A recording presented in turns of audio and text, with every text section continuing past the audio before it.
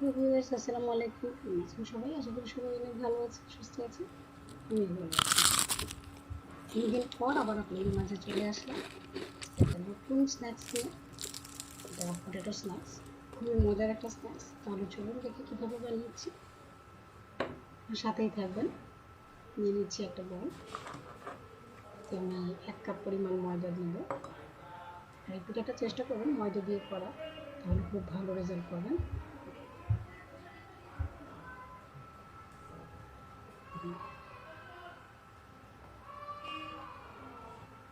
একটা কাপ দিয়ে মেপে নেবেন। আমি এখানে 1/4 কাপ নিয়েছি,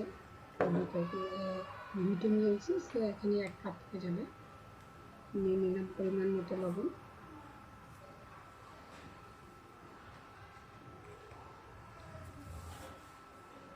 আর আমি দিয়ে দিব এতে তেল, সয়াবিন তেল। আপনারা বাটারও ব্যবহার করতে পারেন, আবার মার্জারিন ডালডা পাওয়া যায়, সেই ডালডাটাও ইউজ করতে পারেন।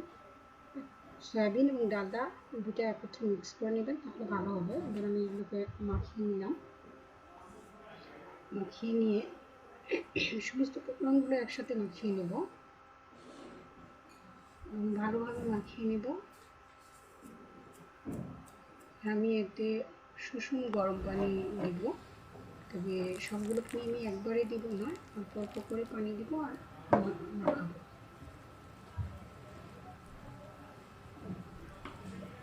তবে এই ডোটা বেশি শক্ত করা যাবে না, আবার নরমও করে ফেলা যাবে না। খানিকটা ভালো হলে আপনার স্ন্যাক্সটাও অনেক মজা হবে।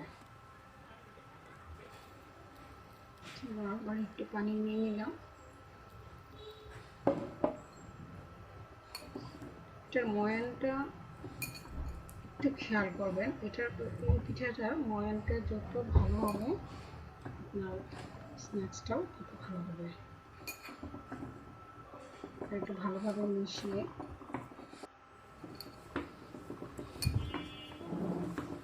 খুব বেশি একটা উপর থেকে স্মুথ মনে হচ্ছে, বাট এটা দেখবেন যে একটু তেমন একটা সফট হয়নি বা তেমন শক্ত না। এই যে দেখেন এটা কেমন ছেঁড়া ছেঁড়া ভাব আছে।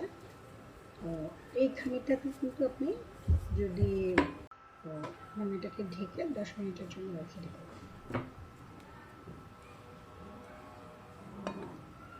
10 মিনিটের জন্য রেখে দিলাম। নিয়ে নিয়েছি আমি এখানে 2টা আলু সেদ্ধ করে ছোট ছোট করে কেটে সেদ্ধ করে নিয়েছি। আর এই আলুটা খুব বেশি একটা সেদ্ধ করবেন না, মোটামুটি যাতে ক্রাঞ্চি থাকে সেভাবে। এবার আমি একটা দিয়ে ম্যাশার দিয়ে ম্যাশ করে নিচ্ছি আলুটাকে, এবং আলু খুব ভালোভাবে ম্যাশ করতে হবে যাতে কোথাও কোনো না থাকে, কারণ যেহেতু এটা দুটো রুটির মাঝখানে যাবে, সো এটা যতটা স্মুথ হবে, যত ভালো ম্যাশ হবে, তত আমার স্ন্যাক্সটা বানাতে সুবিধা হবে। ভাজতে গেলে পুড়ে যাবে না, এভাবে করে ম্যাশ করে নিতে হবে। দেখুন কতটা সফট একটা ডো হয়েছে।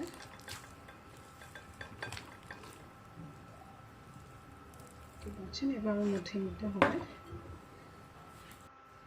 এবার আমি যে সবজিগুলো এটাতে দিব, আমি নিয়ে নিয়েছি পেঁয়াজ পাতা, ধনিয়া পাতা, গাজর, কাঁচামরিচ একটা দিয়েছি। কাঁচামরিচ আপনারা কাঁচা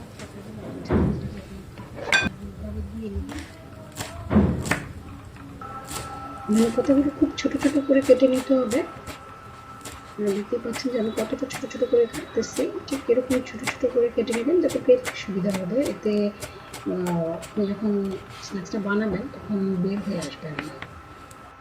আবার আমি একটু কুচি কুচি করে নিব। এবার আমি পেঁয়াজ পাতাটাকে একদম চিকন করে কেটে নিব।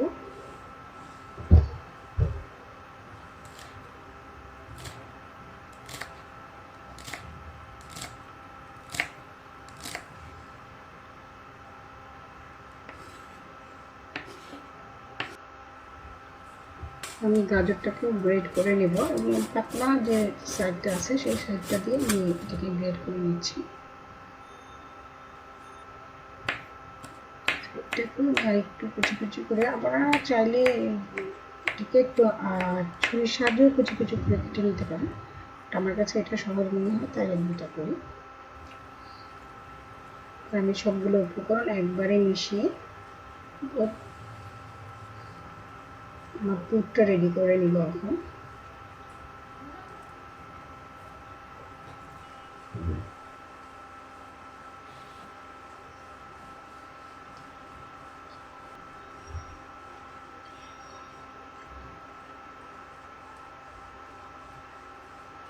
এগুলো দেওয়া শেষ। এবার আমি মশলা মাখাবো। এখানে লবণ দিয়ে দিব পরিমাণ মতো। আমি 1 চামচের মতো ইউজ করেছি। আপনাদের এখানে 1 চা চামচ দিয়ে দিলাম গরম মশলার গুঁড়া, আর 1 চা চামচ দিব আমি রাঁধুনি গুঁড়া মশলা, আর চটপটি মশলা, সাথে চিলি ফ্লেক্স। এটা দিলে অসম্ভব সুন্দর একটা ফ্লেভার আসবে এবং মজা হবে সেরকম।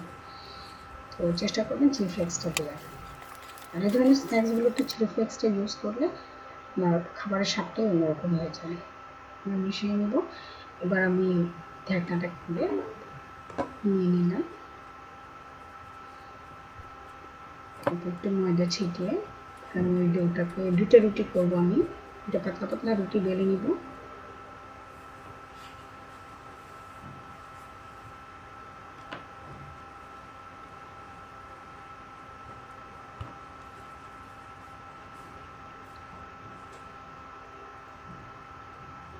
এভাবে চেপে চেপে নেবেন, কারণ যেহেতু এটা ওরকম সফট একটা ডো না, একটু হার্ড ডো, সো একটু চেপে চেপে নিলে আপনার বেলতে সুবিধা হবে। ঠিক এভাবে একটু ময়দা দিয়ে দিয়ে ঘুরিয়ে নেবেন এবং দেখতে পাচ্ছেন যে এটা কতটুকু পাতলা এবং কতটা স্প্রেড হয়েছে। এরকম করে আমি 2টা রুটি বেলে নিয়েছি। এবার একটা রুটির উপরে আমি এখন সেটাকে দিব, ভালো মতো বিছিয়ে দেব। আর চামচের সাহায্যে না পারলে হাত দিয়ে করে নেবেন। আমি হাত দিয়ে দেখাচ্ছি এখন, কারণ হাত দিয়ে করতে গেলে ভালোভাবে মেলানো যায়।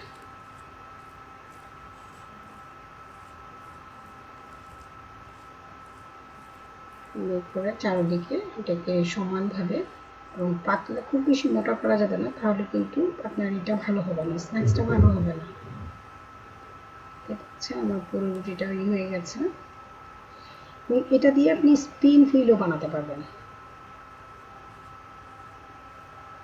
সেম প্রসেসে আপনি স্পিন হুইলটাও বানাতে পারবেন, জাস্ট রোল করে নেবেন। এটা খুবই কম সময়ের মধ্যে এটা করে ফেলা যায়।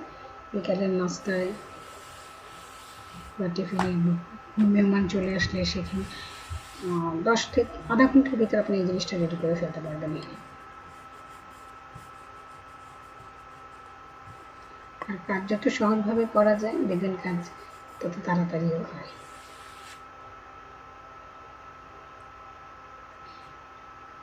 আপনাকে আমি একটু কেটে নিলাম, যেহেতু এটা স্কোয়ার শেপে কাটতে হবে, তো আমি এটাকে 3 ভাগে ভাগ করে নিব।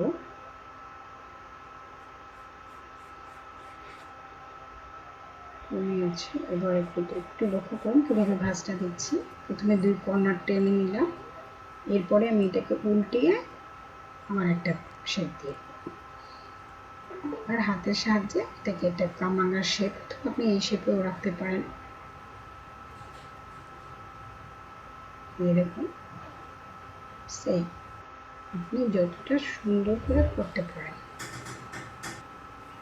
বানানো হয়ে গেল, এবার ভেজে নেওয়ার পালা।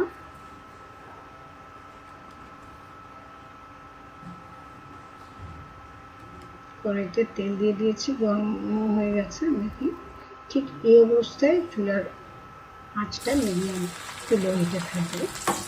তো এ পর্যায়ে যদি আপনি আঁচ অনেক বেশি দিয়ে দেন তাহলে কিন্তু সেটা পুড়ে যাবে এবং ভেতরে কাঁচা থেকে যাবে। তো প্রায় আমার স্ন্যাক্সটা প্রায় রেডি হয়ে গেছে। হয়ে গেছে, দেখুন কতটা সুন্দর গোল্ডেন ব্রাউন করে। এখানে আবার অনেকে একটু হোয়াইটিশও খায়, সো আপনার ভাজার উপরে ডিপেন্ড করতেছে। হোয়াইটিশ করতে হলে আপনাকে আরও কম আঁচে ভাজতে হবে। তৈরি হয়ে গেল আমার মজাদার স্ন্যাক্স। এটা এতটা মজা, এটা আমি মেয়োনিজ সস গার্লিক সস, 3টে সস একত্রে করে এই সসটা বানিয়ে নিয়েছি। খুব মজার একটা সস, জিভে পানি চলে আসবে। সো যাদের জিভে পানি চলে আসছে তারা অবশ্যই বানিয়ে খাবেন এবং আমাকে কমেন্টে জানাবেন আপনাদেরটা কেমন হয়েছে। তাই আজকে এই পর্যন্তই। ভালো থাকবেন, সুস্থ থাকবেন, আর আমার ভিডিওটা ভালো লাগলে অবশ্যই লাইক করবেন, কমেন্ট করবেন। আল্লাহ হাফেজ।